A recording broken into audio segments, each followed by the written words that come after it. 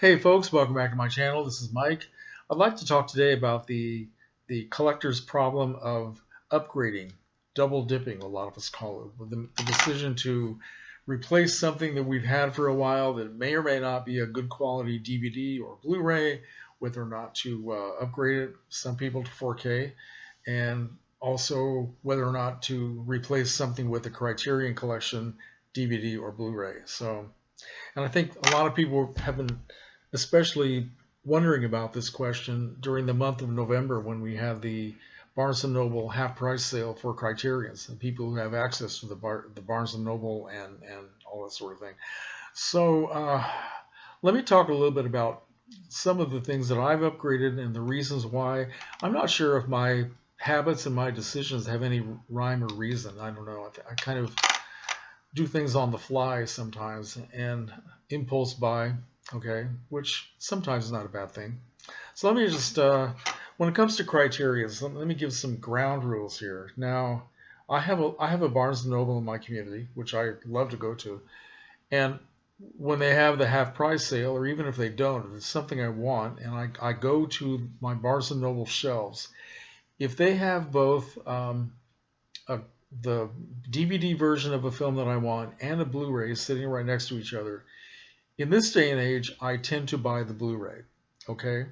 Although, when it comes to Criterions, DVDs are so excellent that most of my collection, not just Criterions, but everything on the shelves is still DVD. I think that Criterion Collection DVDs are so good that you can save the $10 difference in price and just enjoy the DVD, which I have done many, many times. In this day and age, I tend now to pick up the Blu-ray. If I go to the Barnes & Noble and all they have is the DVD version, I will pick that up and be very happy with it. I have never, I don't think I ever will, replace a Criterion DVD with a Criterion Blu-ray. I see no reason to do it. Okay, so that's my ground rule right there. Now let me show you some of the things, non-Criterions, that I've upgraded recently, and very happily so, with no buyer's remorse whatsoever. Although, which is a weirdness that I have, I still have the DVD. I don't need my glasses. I tend to keep the DVD version of most of the things that I upgrade. Not all of them, but some. So I have recently upgraded this very cool How to Make a Monster. And here's the DVD on a double bill with Blood of Dracula. And if Blood of Dracula came out on Blu-ray, I would probably buy that too. Okay. Also, Frankenstein's Daughter. Very cool movie. And here's the DVD. Okay. This is a much better cover, by the way. And also, recently I got the Blu-ray for Robot Monster. And here is the DVD. All right. And I admit that I picked up these Blu-rays because they have extra features, which I thought were kind of cool, fun to have.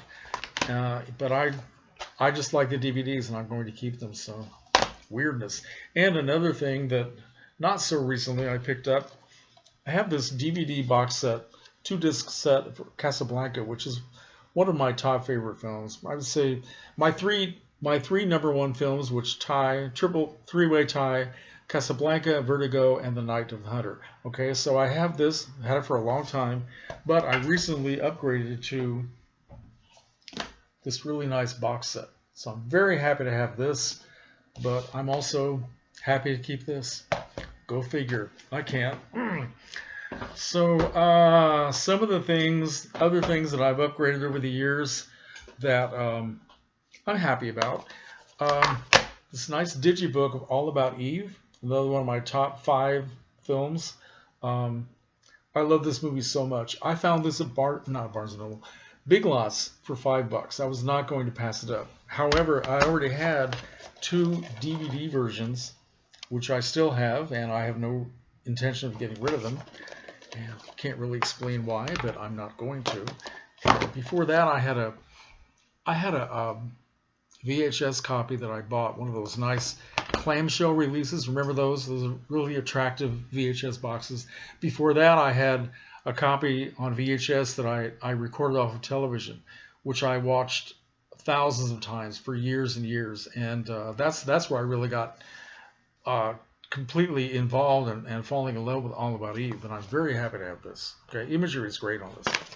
So, also, now some of the things regarding Criterion's, The Innocents is one of my absolute favorite films, which I have on DVD, and it's wonderful. I feel no reason to replace it whatsoever. Also, Detour, another one of my favorite films, have it on DVD. I remember going to the store and they had both the DVD and the Blu-ray on the shelves, and I picked this just to save a little bit of money, and I love it. Now, another one of my number one films, of course, Night of the Hunter, which I have on DVD. Don't feel any need to replace it, and I still have my original non-Criterion DVD. Also, another great film. If you've never seen John Frankenheimer's Seconds, starring Rock Hudson, you are really missing out. This is an incredible film from 1966. Have it on DVD, and I still have the original DVD because I like the cover. That's what one of the posters used to look like. Okay? Now, so let me show you a couple of things where I've actually had a certain amount of buyer's remorse after picking these up on Criterion. Very recently, I picked up Now Voyager, classic Betty Davis film. Just love this film so much. And I had a snapper case DVD that I've had for a long time, which I've watched again and again, which had perfectly good imagery. And I guess I picked this up for the extra features, and but I didn't really need to do that. I did give that DVD away. I also picked up Mildred Pierce, Joan Crawford, which is another one of my favorites. And I have this, still have it already, in a Joan Crawford box set. And I probably didn't need to buy this, but I do. It looks great. The DVD looks great to me, so I don't know. And then I also picked up The Manchurian Candidate, which I had a perfectly good DVD. I like this film very much. This is a great, great film. It's not one of my favorites, but so I probably could have saved the money on this, But anyway, I made the decision and I accept it. Now, some of the things that I spend money that I don't need to spend.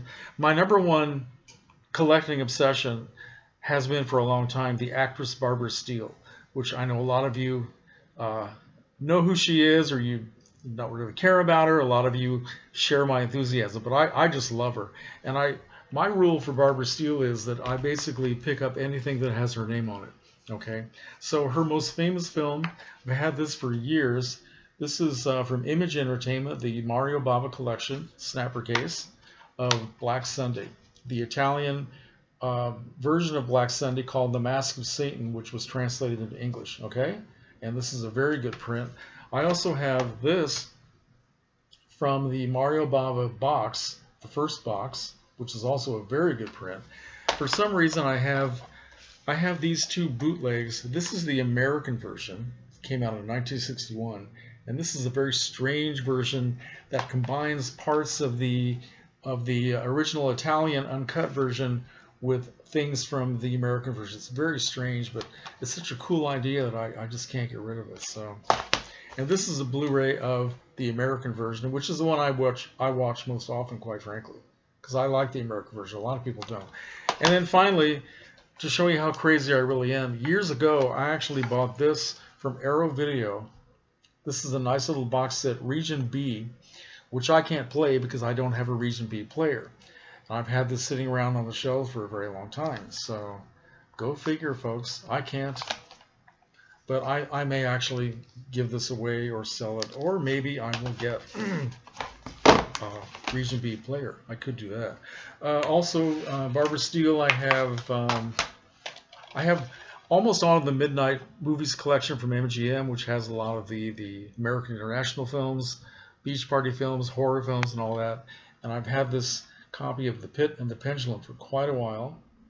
And I replaced that with this. I can't remember where I found this now. I think I found this at either a flea market or might have been a convention. I'm not sure. This has 4 Vincent Price films. All right. And then I replaced that with the Vincent Price collection on Blu-ray, which has not only The Pit and the Pendulum, but also House of Usher, The Mask of the Red Death, The Abominable Dr. Phibes, The Haunted Palace, which really looks good on this, And then finally, Witchfinder General, which is a movie I don't like, but that's another video. Anyway, so I have this, and again to show you how crazy it gets. At the same time that I bought this Black Sunday Region B box set, I picked up this steelbook of The Pit and the Pendulum, okay, which I also can't play. So again, I will probably, if I ever get sensible, I will actually give that away. So once again with Barbara Steele, show you how crazy things get. This is another one of her films, probably her worst horror film, The She-Beast. This is the original Alpha Video release, which is a great cover. And I replaced that with this Dark Sky DVD, which is cool because it has a commentary with Barbara, also with Ian Ogilvy, her co-star, and the producer, Paul Maslansky, which is absolutely one of the best commentaries I've ever heard. I mean, Barbara is just effusive in this. It's great to listen to her, and it's actually better than the movie. And of course, I recently picked this up from Alpha Video simply because they re-released it with a different cover. They're calling it their Alpha Video Rewind series, okay, to make them look like retro VHS releases or something. So, yeah, it's a sickness, folks. Then there's another one of her films, which is called The Horrible Dr. Hitchcock, okay? And here is the Olive Films Blu-ray that I picked up recently, and this is one of the posters for the film, which is very cool. And this is actually the American version. This is an Italian film, of course. There she is. So this is the one that used to play probably on American TV back in the 1970s. Now, I used to have a VHS of this for a long time. A friend of mine sent me this. A friend of mine who goes to Italy frequently. He brought back several of Barbara's Italian films, and one of them is The Horrible Dr. Hitchcock. This is the Italian language version with subtitles, and at the end it has the Italian trailer, which is really nice. So I will keep this. But then I also went out and bought this from Brian's Trash Palace, simply because I like the cover. Again, it's the Italian version with subtitles, and and then I have this. This is the British version, which is called The Terror of Dr. Hitchcock, and it's a little bit different, all English dialogue. And as if this isn't crazy enough, those of you who know about Vinegar Syndrome, they recently announced that they have decided to remaster a package of The Horrible Dr. Hitchcock on Blu-ray and 4K. So I am definitely looking forward to that. That's supposed to be coming out in January. So anyway, but I'll keep these. Yes, I will. I will keep them. And finally, one of her best films is a film called Nightmare Castle. Okay, and here is a thin pack that I found somewhere. I think I found this at a convention. And I picked this up simply because I liked that picture. I'm not going to get rid of that. Here is, let's see, the original Alpha Video release. They were one of the first companies to release a bunch of films with really nice covers. Okay, and these, of course, these are the cut versions which played on TV, right?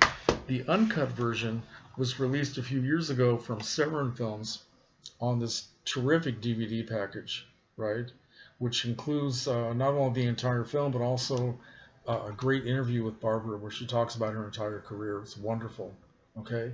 And then Severin also came out with this on Blu-ray, and it's pretty much the same thing. The imagery is incredible. It still has all the same extra features. They have a different title sequence for some reason, but that's kind of cool. So I'm happy to have this. This also has versions of Castle of Blood, probably one of the almost unwatchable versions, and another one of her films, Terror Creatures from the Grave, which is not a bad print. And finally, I have this other version of Nightmare Castle under one of its alternate titles, The Faceless Monster. I think that's what it was called in Britain. I'm not sure. And somebody has taken this. This is the uncut version in English, and for some reason they've added, this is from Retro Media, they've added sound effects at different places, howling wolves and stuff like that to add through the atmosphere. But anyway, it's still just the same movie. But, you know, that's... Like I said, it's a sickness, and we all have it, but we all like it, don't we? So anyway, sorry to keep you on for 15 minutes, and I will respond to any and all comments, pro and con. So hope you enjoyed this. Take care, folks. Talk to you later.